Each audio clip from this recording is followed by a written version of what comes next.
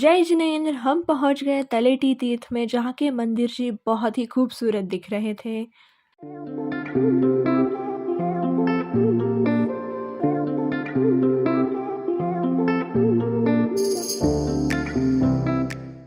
तलेटी तीर्थ में पहुंचने के बाद हमारा बहुत ही धूमधाम तरीके से स्वागत हुआ और वहाँ के सर्वेंट्स ने हमें हमारा लगेज उठाने में भी हेल्प की।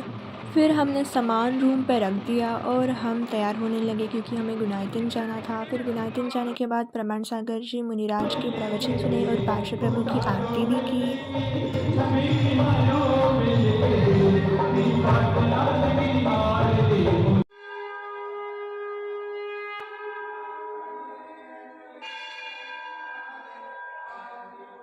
वापस आने के बाद तलेटी तीर्थ में हमने ये बेहद ही शानदार आर्किटेक्चर का एग्जाम्पल देखा और हम फिर से तैयारी करने लगे क्योंकि हमको आधी रात को ही शिखर जी का पहाड़ चढ़ने के लिए निकलना था और करीब 1:30 बजे हम सब निकले, टॉर्च लेके और रेनकोट सब प्रिपरेशन करने के बाद हम निकले थे। मुझे तो बहुत ही ज़्यादा डर लग रहा था क्योंकि कोई जंगली जानवर ना आ जाए। इतना अंधेरा था और हम सब बस चलते जा रहे थे और बीच में मैं गुम भी हो गई थी, तो मैंने पापा का फ़ोन ट्राई करना चाहा बट नेटवर्क की वजह से वो भी नहीं लगा और फाइनली हम चोपड़ा कुंड में सब मिले। वैसे गए तो हम अक्टूबर की हीट में थे, फिर भी मौसम बहुत ख़राब हो गया था, बारिश होने लग गई थी, सब भीग गए थे, ठंड लग रही थी, पर फिर भी बच्चों से लेकर के बूढ़ों तक सबने शिखर जी की यात्रा बढ़िया तरीके से पार की और किसी ने भी हार नहीं मानी।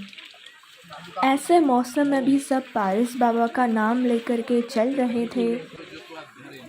It's not that great thing but बारिश और ठंड के बावजूद भी हमने पूरी टोक्यो का दर्शन होने के बाद ही पानी या फिर दूध लिया था। भगवान जी ने तो सच में हमारी परीक्षा ही ले ली थी क्योंकि मौसम इतना ख़राब हुआ था जिसकी वजह से हम चंदा प्रभु टोकी और जल मंदिर जा ही नहीं पाए क्योंकि वहाँ पे बहुत ज़ोरदार तूफ़ान भी आ गया था और एंट्री क्लोज़ कर दी थी, जाने भी नहीं दे रहे थे। है ये पावन भूमि, यहाँ बार बार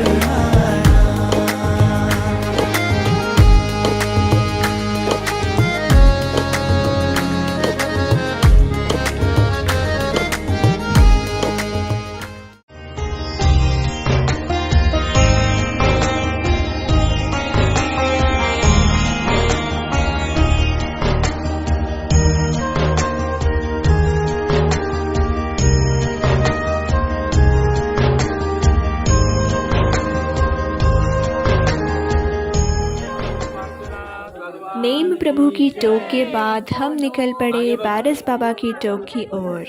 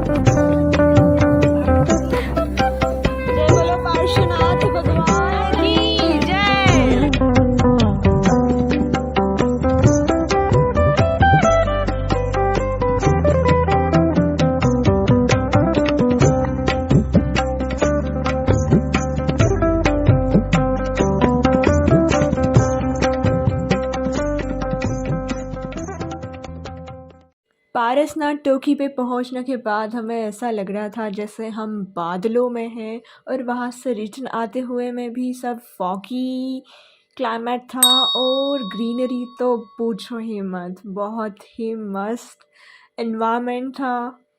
तो रिटर्न आते समय बारिश रुक गई थी और मैं ज़रा ढंग से शूट कर पाई। भगवान जी को चढ़ाने के लिए हम अष्टक फल वगैरह सब ले जाते हैं, तो वो थैलियों में ले जाते हैं। तो मज़ेदार किस्सा यूँ हुआ कि रिटर्न आते समय मैंने पेड़ों पे वो लटकती हुई थैलियाँ देखी जो प्रोबेबली बंदरों ने छीन ली थी लोगों से।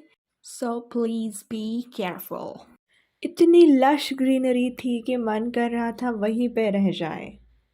वापस आते आते हमारे सॉक्स पूरे फट गए थे क्योंकि वो पैदल चल चल कर के घिस गए थे। पैरों में बहुत क्रैम्प्स आ गए थे। चढ़ते समय तो कुछ फील नहीं हुआ, बट उतरते समय पैर बहुत ही ज़्यादा दर्द कर रहे थे। तो ऐसी रही हमारी शिखर जी की जर्नी। पहाड़ चढ़ने से उतरने तक हमने इस स्पिरिचुअल जर्नी को बहुत ज़्यादा एंजॉय किया। लगभग 3-4 बजे हम पहाड़ों से नीचे उतरे और ऑटो से हम वापस तलेटी तीर्थ की ओर निकले।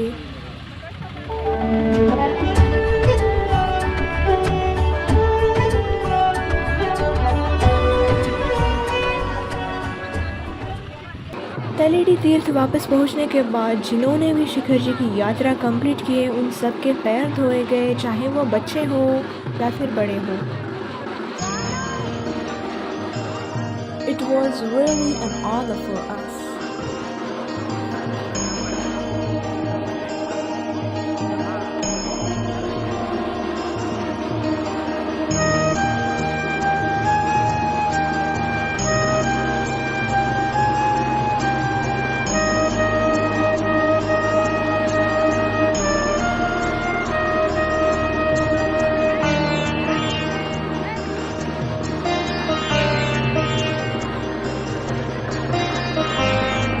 हो गया था कि हम सनसेट से पहले भोजन कर लें।